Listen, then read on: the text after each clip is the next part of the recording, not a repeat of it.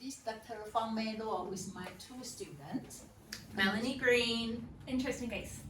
and we are here to making the training video for the motivational interview.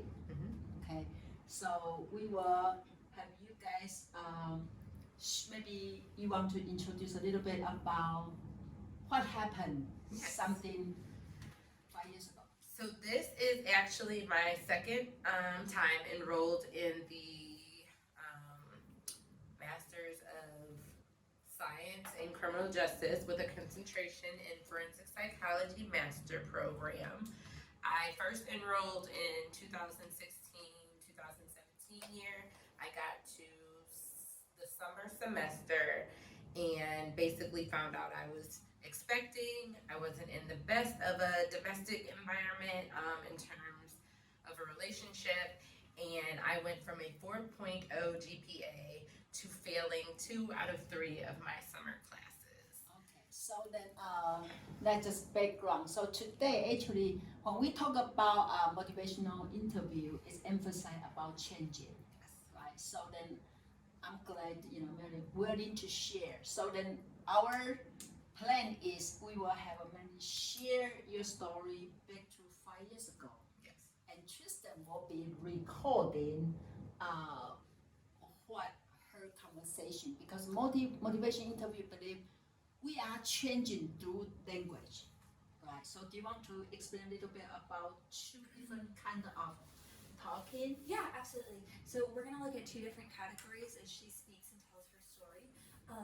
Static talk being the first one, and those are things like they kind of separate herself and negate responsibility onto someone else. So blame for others, lack of empathy, basically negative talk. So that's one category. And then the other category is changing talk. So things that kind of represent you turning around and wanting to do better, taking responsibility, taking ownership, showing compassion for others or for yourself. So kind of comparing and contrasting which two you use the most in your story to tell how you feel about that event and what changed. So now we were going to tracing back the time you just failed. Yes. And then you say you have been trying to come back to school and then 5 years. So let's back to very beginning. How your conversation looks like. So when I was failing these classes, a huge thing that I was not doing, that I didn't take accountability for then, was my lack of attendance. I was not coming to most of the classes, and I know my professors, summer semester was a semester you had to attend class. So once I found out I failed, I made excuses regarding my pregnancy. While I genuinely did not feel well, these were things that I could have communicated in advance, or these are things that I could have probably pushed through, but I didn't. I actually was more concerned about what was going on in my home and being home to witness it and stay there and try to keep on to a relationship. So my priority was not school. So can you go in terms of desire? Yeah. What's your desire during that time? During that time, my desire was, my focus and my desire was on maintaining my relationship. Okay. And then how with about my boyfriend. With your boyfriend. Your Right. desire is not back to school. It was not. Stay with It was with not. I was boyfriend. missing major assignments, totally forgetting to do them. How about your ability? Because of the mental space that I was in, which was not a good relationship, I fully admit that. But because of that mental space, I couldn't even think about school. I couldn't focus on it. I probably could have, but I didn't. So I didn't focus on school. It was on the back burner, whereas it had been my priority during those previous semesters when I was doing really well. Yeah. It was And- my full focus. But then I moved in with my boyfriend, and he became my focus, and everything else shifted. Okay. So that's also the reason you cannot focus in school, because stay with him, Right. the relationship with him is so important. Right. Right. And the needs. How about your needs in that time? My need was for a stable environment. Moving in with him as an adult, now thinking about that decision was not a good idea, especially not in the middle of my educational process. So I needed a stable environment, and I needed to continue focusing on school, and I did not do that. I didn't do either of those things. And how long that mentality stayed? How long you feel those reasons you think is so true? They probably lasted, let's say summer semester ended, and I probably stayed in that situation for like mentally for like another 6 months, 6 to 9 months. And then after that I was done with it.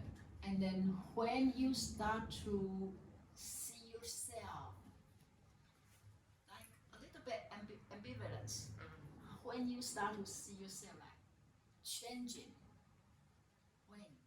I would probably say I knew I needed to move out and do things differently, but financially I wasn't at a position to do that. But in my mind, I checked out. So I started. You say 6 months? 6 to 9 months after. Yeah. Okay. So when you check out, what do you tell yourself in that time? The language. I took the emotional out of it, and I started thinking rationally for me and my kids. So like, I made sure I was doing well at work. I made sure I was monitoring my finances. I took necessary breaks that I wasn't taking before. I would go on vacation and not even tell him that I was leaving. So I was doing the self-care stuff, and I was doing what I needed to do. So your needs is changed. Yes. From stay in the relationship. Focus on him to focus on me, my kids, and moving forward. And the same thing with desire. Yes. How about your ability? How much you think you can do that change? I was up. I was on my feet, and I was moving forward fast. So in that time, is school back to your mind? So school was on my mind, and I was reapplying. But at that point, I wasn't able to verbalize everything that had gone on. I was still in blame mode. Okay. Well, they should have. I felt like somebody owed me something. Okay. They should have understand my issues. Okay. They should When you have. say late, it means school. School, the Okay. staff. The Okay. staff should have understood what I was going through. Yes, I wasn't coming to class. Yes, I wasn't doing assignments, but it still at that point wasn't my fault. It was, they should have worked with me. They should have helped me overcome these obstacles. They shouldn't have failed me, things like that. Okay. And then they reject you? Yes. Okay. So when you get a rejection, what's your reaction? I was very emotionally, Yeah. it was upsetting. And still their fault. It was just one of those disappointments that I stopped processing it. I avoided it. So I got the rejection letter, and I, filed it away. I still have all my rejection letters. I have a burn day coming up soon. So But that's the first rejection. yes, I just kind of put it away and said, well, I don't know where to go from here, because I had a 5-year plan. So Yeah. after Tiffin, I planned to further my education. So it threw everything off. And So I kind of just was stagnant and avoiding it. Okay. So Yeah. how long for you to think about maybe I should apply again? I thought about my options several times. Okay. But I don't know, something that happened during the COVID time, like Yeah. we were all at home. I'm Yeah. like, I wonder if they're online learning or if they're in person. Yeah. I wonder if there's been a change of staff. Like, I wonder if this might be my time. And I know what changed it. On New Year's, I did a vision board. Oh. I did a vision board Okay. on New Year's of January 1st of 2021. Like New 2021. Year's Eve, like the Oh, December 31st. So not too long ago. No, Okay. So then between your first apply and then second is a 4 it's like years? I think I applied twice and was Okay. like rejected twice. So I think it was like it had to have been like at least 3 years. At 30 years. Mhm. And you say that New Year you start to say what is? New Year's, I did a vision plan, and I had like career and education and all of these things, and I do want to go to law school, but I'm like, I have this half of a master's degree that I'm not willing to let that go. Like, I worked very hard when I had that 4.0. Okay. So I wasn't willing to let it go. Okay. I like to finish what I start, and so I put it on my vision board that I would be a 2021 graduate.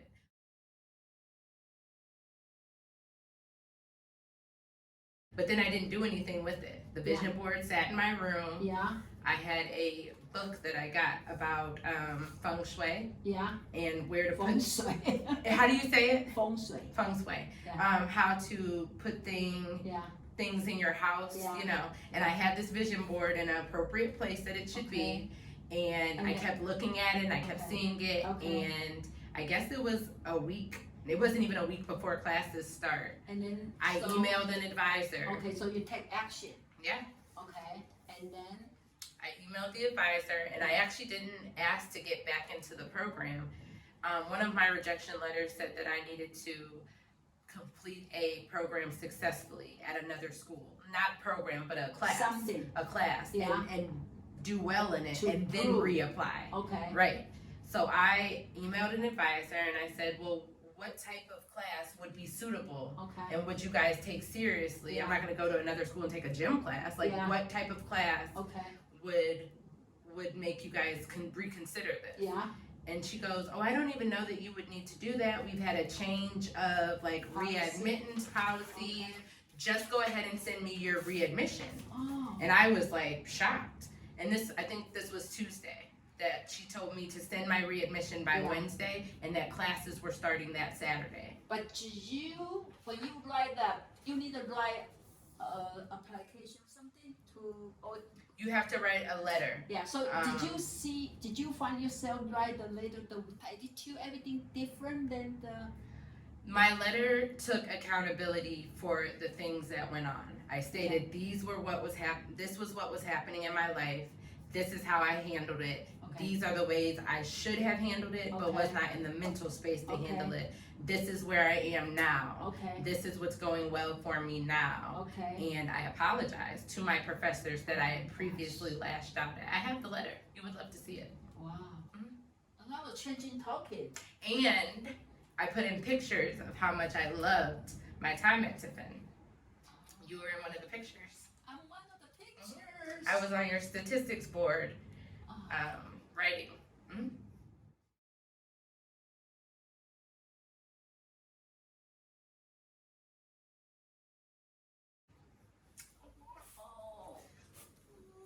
Exactly what motivation interviews say, because actually your language in the letter, you touch their heart. Before when they read your letter, they kind of what complain, but this one you touch their heart. Yeah, it was great. Right, and so then how soon you got the letter? So I gave her the letter on Wednesday morning, and by Thursday I had a congratulations, you were back in the program. We'll see you on Saturday.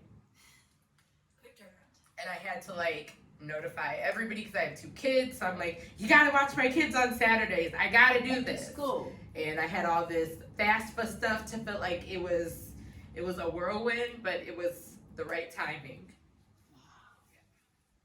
So now when you in school, I'm in there, I'm participating. Tristan will tell you I probably talk way too much. I haven't missed many classes. It was for, emergency purposes only. If I did miss a class, communicating with my teachers, thanking them. It's going well. wow. Graduation's 5 weeks away. Once you change your mind. Oh my gosh, this is crazy. I really appreciate you share with us this. It takes you 5 years even you only talk for us for a few minutes. Yep. It takes 5 years. So can you share with us your observation? Yeah, absolutely. So She writes so She did. She wrote a book. Tristan's writing my book. That's fine. I'll go straight for you. So when I heard you talk a lot about what happened 5 years ago, Mhm. You weren't necessarily negative towards yourself, but you definitely showed some accountability, or some change. Like I heard that you didn't take accountability, that you made a lot of excuses. I heard a lot of, I could have, but I didn't, or not my fault. You definitely, when Dr. Law was asking you questions, like you were very open that your focus was somewhere else and that you had the ability, you just weren't doing it. So then when you talk about changing language, that's kind of where everything started to really pick up, and you started to like look happier when you were talking about it, and you got like a little emotional, you know, you're saying like, I took the emotion out of it. You knew, I heard you say, I know I can do better. I needed to do better. You know, kind of talking about, it's my time. I worked very hard, I focused, you know, and even talking, when you're talking about during the pandemic in 3 years, and like always thinking about what are they doing? What is this? Like you're showing strong desire. So your needs went from, instead of focusing on this relationship, you were focusing strictly on yourself and your kids. And your ability was, you could do it before, but you chose not to, and your ability became that you were done with it and you were going to start moving. I think the biggest part was where you emailed the advisor and you were like, what class do I need to take? You know, you're kind of humbling or it was very humbling language to find out that you were actually ready to take that next step and go back. Even if it wasn't on the timeline you thought, like, goodness, to hear you say that you got these rejection letters and kept going, like, that in and of itself, I think, is a huge example of changing language and just the more positive aspect of your journey. So Thank you for sharing. I know. you. So what happened through that before? How make that happen? I mean, it was a lifestyle change, and I guess that's why it's so emotional. Yeah. Because it was a lifestyle change. What are your goals? How are you going to get there? Yeah. And even if you have barriers, Yeah. what's the end? What do they say? What's the like means to an end there? Like how are you going to meet Yeah. that goal, regardless of you could be in a chaos going on around you. Yeah. You have to stay in that tunnel, and I am. Yeah. I am. Right. So if people out there Mhm. they have a struggle like you. Yeah. 5 years ago. What's your suggestion? Sit down, like in solitude, and write out what you want. First of all, because if I wouldn't have wrote it out, I wouldn't have known what do I really want out of life, and like write it out and just keep trying. Just because something's a no today doesn't mean that it's a no always or that it's a no tomorrow. If it's something that you want, be persistent, and do the work. Do the inner work to make sure that you're ready for that opportunity when it comes. So it's okay to have like downtime for a while. Oh yeah, yeah. And COVID was huge. I mean, I know everybody has like negatives about COVID, and I do too. Like it's terrible what's happening to people, but I feel like I've taken advantage of it in a way that has changed my life forever. I stayed at home. I focused on my kids. I did the inner work with myself, and I'm just is here. I've grown so much just from sitting down. And then I'm so glad because if 5 years ago you just one of the students, now you are one of the story. So sometimes I feel people have to wait for the reason. Oh yeah. Right. And everything, I do believe like everything happens Yeah. for a reason. Yeah. So even with like what I was saying about like, it just popped in my head on a Tuesday, and I'm like, they're getting ready to probably start classes again. If I'm gonna apply, like, I'm not gonna wait till next year, because you know, you have to start back in the semester you left off in. Yeah. So I'm like, oh, I'll just apply. Like, it was just one of those, I'm driving, oh, let me think. Let me call them. Yeah. And then I was persistent, because I had actually called 2 weeks prior to that. Now you are so advanced. I had called like 2 weeks prior to that, and nobody answered because it was COVID. Nobody Yeah. was here. Yeah. So then I'm like, I'm gonna call them back. Yeah. And I called back and got somebody, and see you Saturday. And I'm like, see you Saturday. Wow. So Wow. here I am. Yeah. So through learning her life, do you have anything similar like this? So, not necessarily. I'm really bad at hearing no. Okay. I hate it. I don't necessarily pick myself up as well as you did and continue to go. I typically try to go that, well, I'll just do something else instead. So that to me isn't really something that I can relate to because it's not something I'm good at. It's something that inspires me and I work hard to do, but it's not my initial reaction to go, that sucked, I'm going to do it again. But then when I asked you to write this down, and listen to her, how this exercise can be helpful. Oh, I think I learned a lot. I think it was just very, even if it wasn't something that I can necessarily take home and do myself, like it was very inspiring to hear, you know, to hear the no's and then to see you where you are now. Because I do get to see you participating in class, and if you had never told me, I would never know. So I think that just like knowing your backstory and seeing how hard you work and how much you participate just makes like, I can do better. You know, this is something that I definitely might take for granted, or, you know, there's no reason to be afraid of rejection or be afraid of the no. But looks like even this just the first time I asked you to. Looks like you are so familiar with it. She kids so good. So I actually, Lots of notes. yeah, she's amazing. But motivational counseling it's good. Like it's good. I've I had a counselor prior to being enrolled here. So this I feel like was his counseling style. And I liked it because he's actually probably the one that got me to the accountability point. Okay. When you ask these questions and you make people reflect on their own thing, instead of giving me the answer and saying, hey, you probably could have done X, Y, Z, it may have taken me a couple years. Anybody can tell you like, oh, you did this wrong. Maybe you should have did it this way. But until that person actually feels it and sees it, the change probably isn't going to happen. So I like this counseling style. It was my favorite topic to learn. Okay, so now that you're back and we graduate in 5 weeks. 5 weeks. 5 weeks. What are you doing after? So we graduation, like walking graduation is April 30th, 2022. Yes. May 1st, I will be on a flight to Europe for a 1 month sabbatical. Oh my gosh, where are you going to Europe? I'm starting off in London for a week, Paris, then going to 3 places in Italy, then going to Spain, then ending in Greece and going home. Oh my gosh. Are you going by yourself? No, I might go with Honey Bunny. Still. Who has mentioned some engagement things to family members that I've overheard. So we'll see.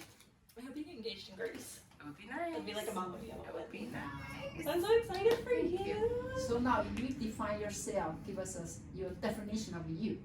Of me? Resilient. And how about 5 years ago? Resilient, but didn't know I was that resilient.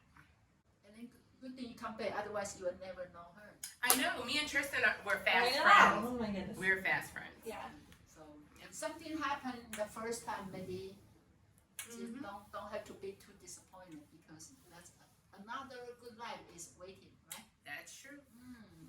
Great. I'm so glad to have this conversation with you guys. Anytime I get to have a good cry, as always, I willingly take it in. Love a good cry. Cries are good.